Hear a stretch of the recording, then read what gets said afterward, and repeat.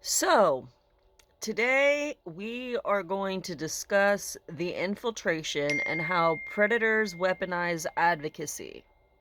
First, we're going to start with the mask, okay? This is very important. So, tune in and listen to what I'm going to tell you.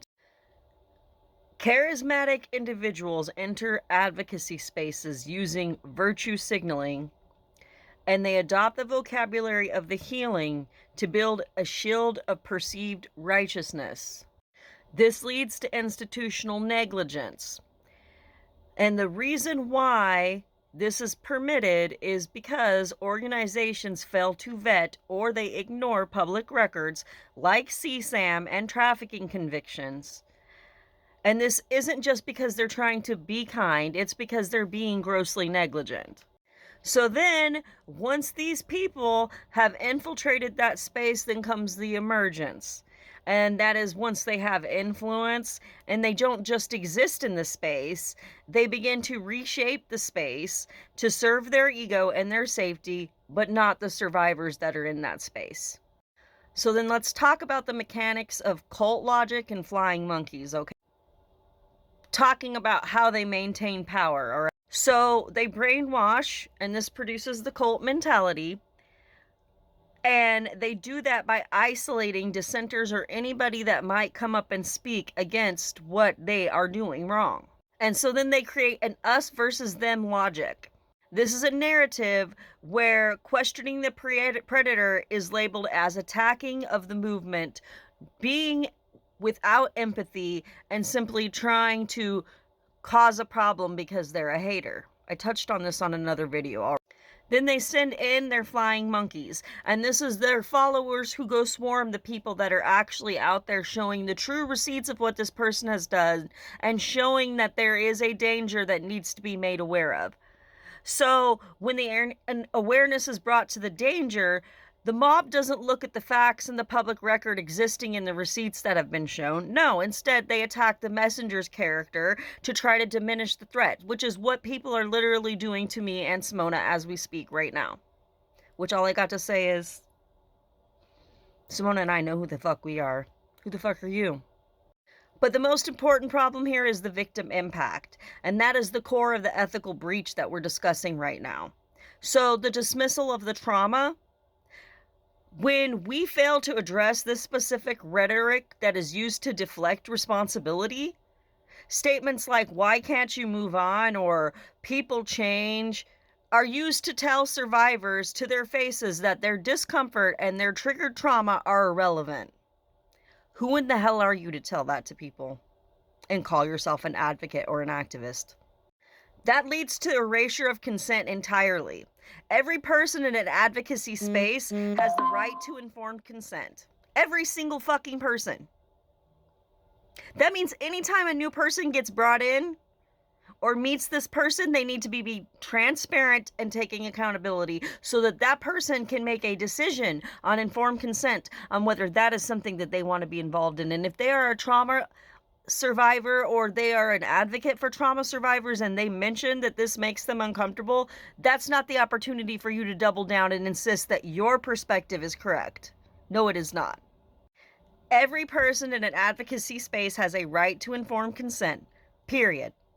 If you are sharing a space with a convicted predator and you aren't told, your consent was stolen. Now we're going to talk about true contrition. That means to be contrite versus reframing, okay? The difference between someone who is truly seeking to make amends away from the spotlight versus someone trying to get ahead of the narrative and get clout and power is like night and day. That brings me to the discussion of Virginia Giuffre.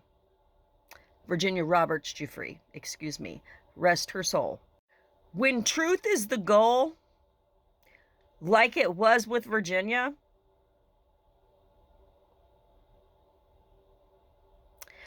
there's a huge difference between the way that a person will behave when they are confronted with the truth of what has happened and the scandals that they have been attached to. When the truth is what a person is actually seeking, they come out with accountability on their own. just like Virginia Giuffre did. They come forward and they say, this is what occurred.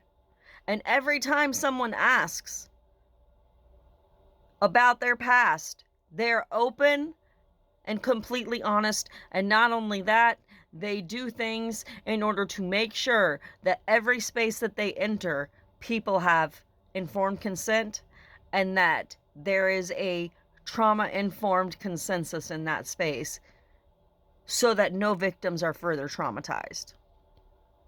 When someone is actually seeking clout and sympathy for the evil that they committed, they come back with a statement like, well, I'm a top 30 influencer, as if that somehow negates the fact that you have not informed other people and given them the opportunity to learn about the transparency behind this. Instead, you have deflected, which is the mark of a toxic person. There's a big difference between an individual seeking clout and sympathy over someone who's actually contrite. And you can tell. And that's another thing. The sympathy trap.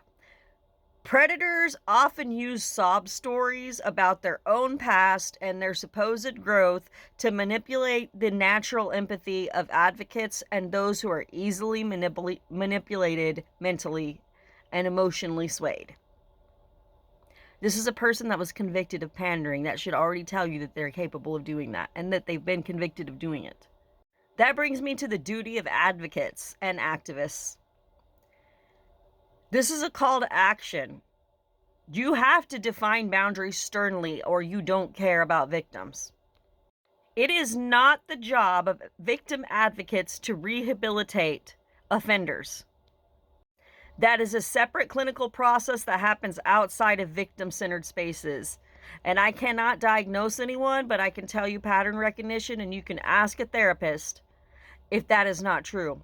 Victim spaces and rehabilitation spaces for predators are always kept separate for a reason. We're supposed to be a shield for people. An advocate's primary duty is to be a shield.